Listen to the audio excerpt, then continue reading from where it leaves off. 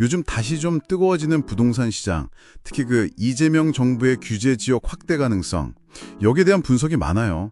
대통령의 투기 수요 통제 발언도 있었고요. 그러면서 특히 그 한강 변하고 분당, 과천 이쪽 움직임이 좀 심상치 않다. 이런 신호들이 보입니다.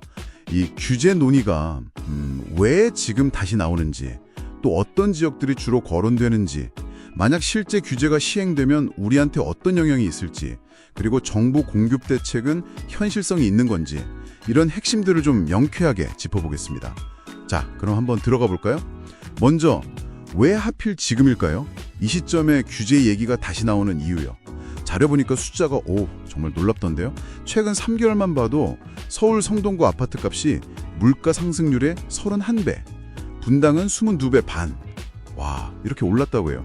이게 그냥 회복세다 이렇게 보기엔 좀 그렇죠. 과열 아니냐 이런 목소리가 나올 법하죠. 네, 맞아요. 여기서 진짜 중요한 포인트는 이 상승폭이 국토부가 정한 규제지역 지정 기준 있잖아요. 그걸 이미 압도적으로 넘어섰다는 겁니다. 기준이 물가 대비 집값 상승률 1.3배 아니면 1.5배 초과인데 이걸 수십 배씩 넘었으니까요. 그러니까 통계상으로는 정부가 이제 움직일 명분이 충분해진 셈이죠. 이게 바로 추석 전후로 지정 가능성이 계속 나오는 배경입니다. 시장이 스스로 신호를 보낸 거예요. 기준 넘었다고요.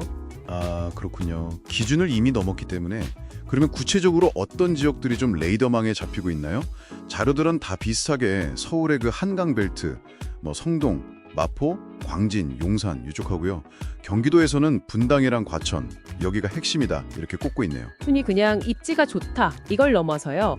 한강 조망이라든지 아니면 판교 테크노밸리 가깝다든지 과천 지식정보타운 개발 호재라든지 이런 확실한 가격 상승 모멘텀이 있는 곳들이에요. 그러니까 이런 요인들이 투기 수요랑 실수요를 같이 막 끌어들이는 거죠. 가격을 밀어 올리는 그런 구조예요.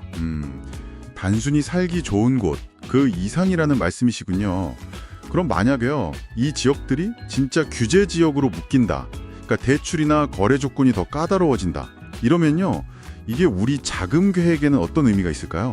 자료에 나온 예를 보니까 LTV, 주택담보대출 비율이요. 지금 비규제 지역 기준이 60, 70% 정도 되는데 이게 강남 3구처럼 40%로 확 줄면요. 가령 12억 아파트를 산다 했을 때 대출 한도가 최대한 7억 2천 되던 게 60% 기준 4억 8천으로 팍 떨어질 수 있다는 거죠. 네, 맞아요. 확 줄어드는 거죠. 특히 그 15억 이하 주택 거래가 많은 지역들이잖아요, 여기가. 그래서 실수요자들한테는 자금 마련 부담이 훨씬 커질 수밖에 없어요.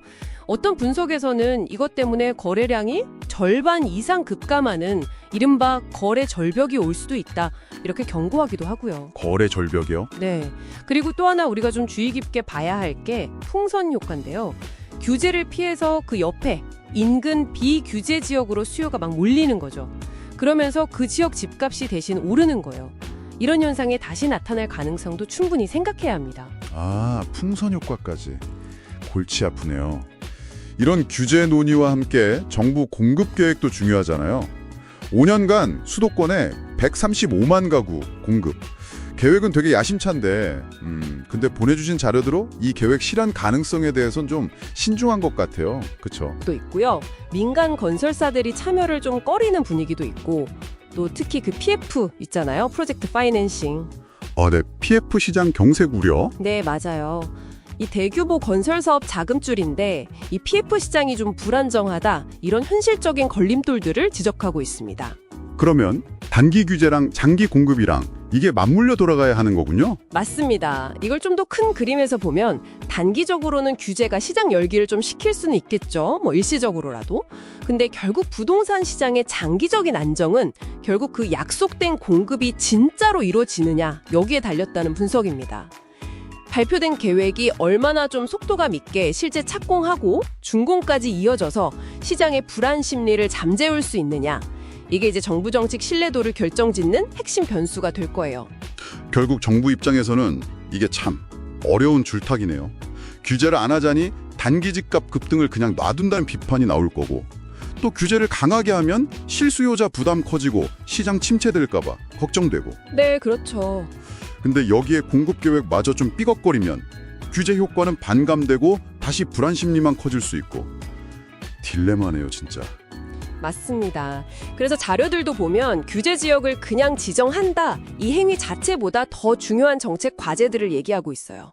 예를 들면 규제하면서 실수요자는 어떻게 보호할 거냐, 구체적인 방안, 그리고 공급 계획의 신뢰도를 높여서 시장에 좀 긍정적인 신호를 어떻게 줄 거냐, 아까 말한 풍선 효과 같은 부작용엔 또 어떻게 미리 대비할 거냐, 뭐 이런 문제들이죠. 그러니까 단순히 누르는 것 이상으로 섬세한 정책 조율이 필요하다는 겁니다.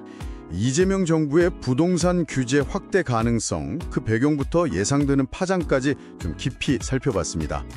핵심을 요약하면 통계상으로는 한강벨트랑 경기 주요 지역의 규제 가능성은 높아졌지만 시장의 장기적인 안정은 결국 정부가 약속한 공급 물량, 이걸 얼마나 실제로 빨리 현실화하느냐에 달렸다. 이런 분석이었네요. 마지막으로 이 자료들을 보면서 우리가 같이 한번 생각해 볼 만한 질문을 던져볼까 합니다.